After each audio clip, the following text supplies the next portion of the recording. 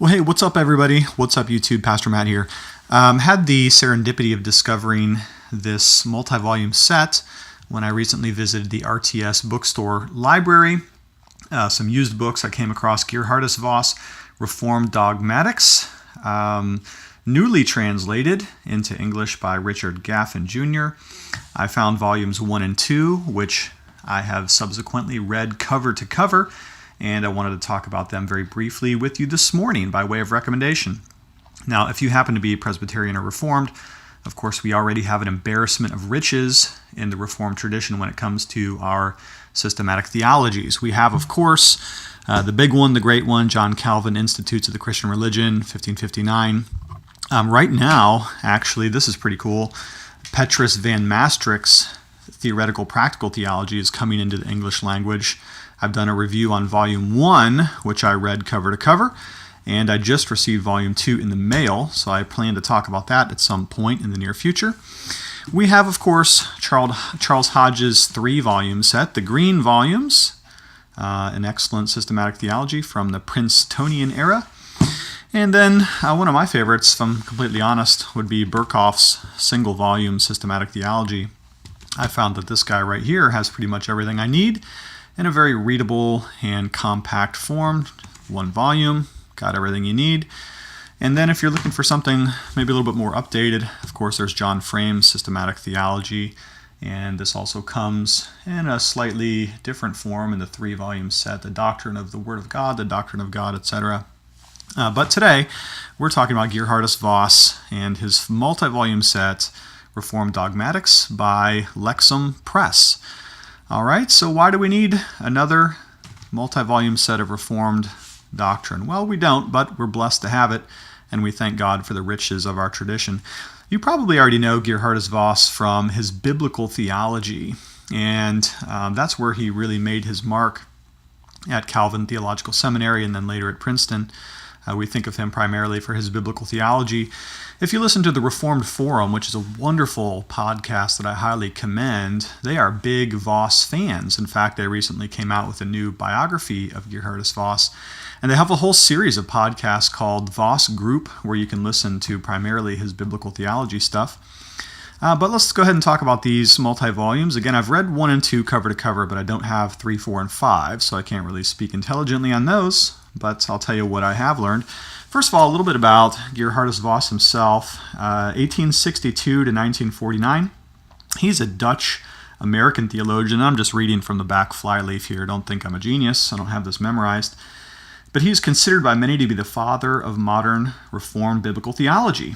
He studied at the University of Berlin, the University of Strasbourg, and finally Calvin College, then the Theological School of the Christian Reformed Church, which is a Christian Reformed denomination today, where he delivered the lectures that would become Reformed Dogmatics. So one of the things you need to know about this multi-volume series is this is really a series of class notes, and you're going to find that immediately when you begin reading through it, that it doesn't read like a full book necessarily. It's more of an outline, and yes, it is in full sentence form, but you're going to be able to see the outline form here when we crack the spine and open it up here in just a moment.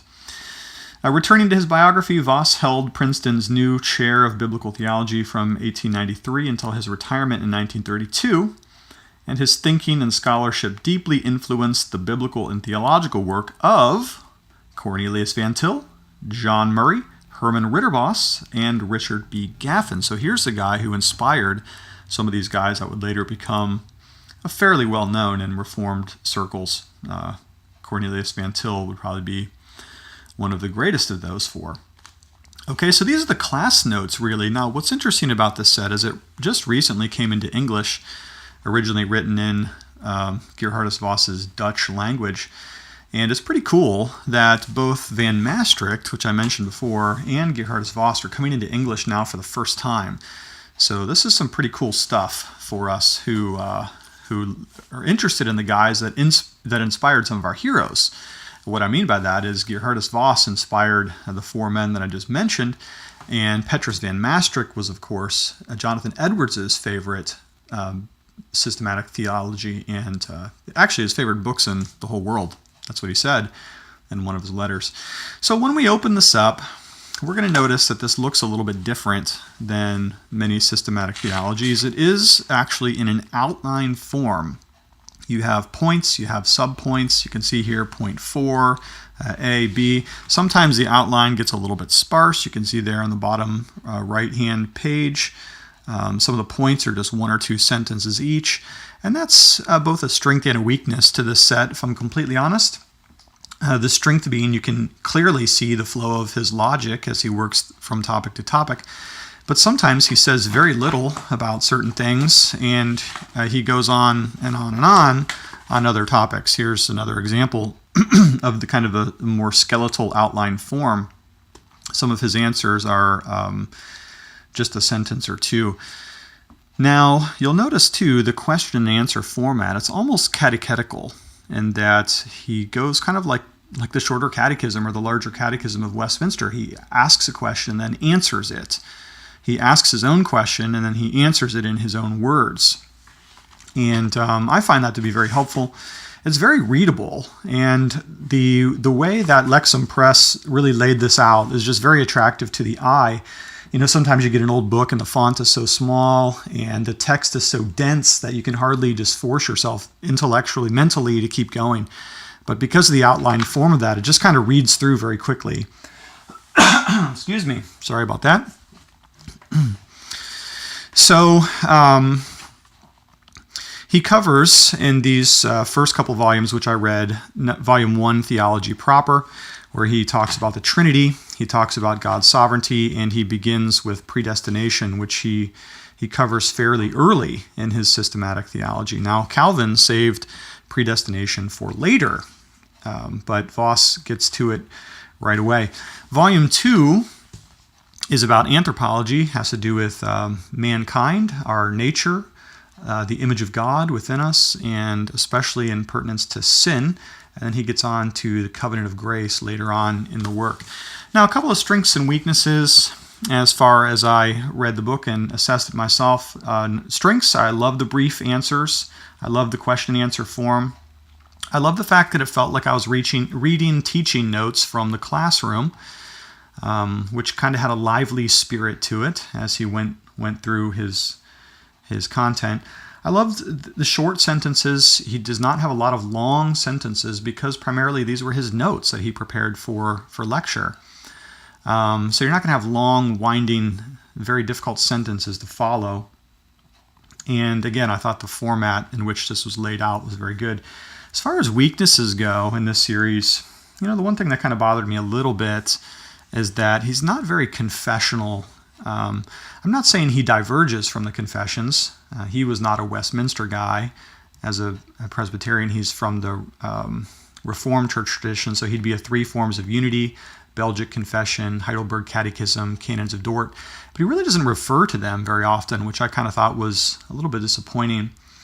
In fact, he doesn't refer to a lot of other theologians positively. He only usually refers to others when he's critiquing their views. And that is actually another, maybe a mild weakness that I found when I was reading through this myself, is that very often he'll introduce a concept and then he will deconstruct the views that he doesn't like. But I didn't think he was always as clear when he was constructing his own views or what he's arguing for. And again, I think he would have really helped his cause if he had referred more consistently to the Reformed confessions, drawing the reader back to those great confessional statements that might have stated some things more positively. So it does seem like he's presenting the negative viewpoints and disassembling them, but sometimes it's hard to tell what he's actually arguing for. And that was just my gut view when I was reading through this. Let's see, what else can I say? There were times where he was rigorously exegetical, and I really appreciated that. And you could tell where his pet doctrines were and what he was interested in by the length of his comments on any particular subject. There were some things that he really wanted to do a deep dive into. For instance, when he gets into predestination, he does some very excellent exegetical work in the book of Romans, chapter 9. I mean, he almost does a full exegesis of that whole passage. But there are other topics that I thought he skimmed over almost too quickly, as though he assumed the reader's knowledge or perhaps was less interested in it himself. And so he kind of breezes through the Trinity a little bit, obviously wanting to talk more about predestination. But we all have our preferences and our predilections, don't we? We all have certain things that we're more interested in. And because these were prepared as class notes, and I don't know that they were ever actually prepared to become a multi-volume systematic theology, you do get the sense of where he wanted to take his classroom discussion with his students. And from that perspective, I find this work very, very helpful.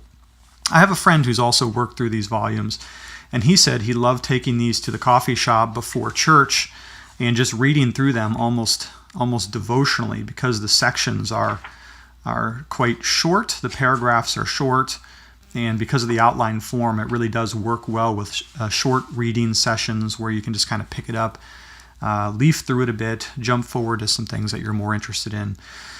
But overall, I do think this is going to be a lasting contribution to Reformed theology. Michael Horton says here on the cover that this is like a lost Shakespeare play recently discovered, and that's probably true.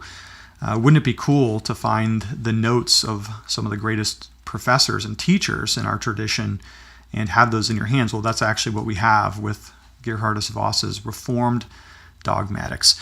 Okay, so as always, I'll post a series of links in the comments or the description of this video where you can go and buy the multi-volume set or some of the others that I've mentioned already in this video. Okay, thanks for checking in. Love you lots. Talk to you later.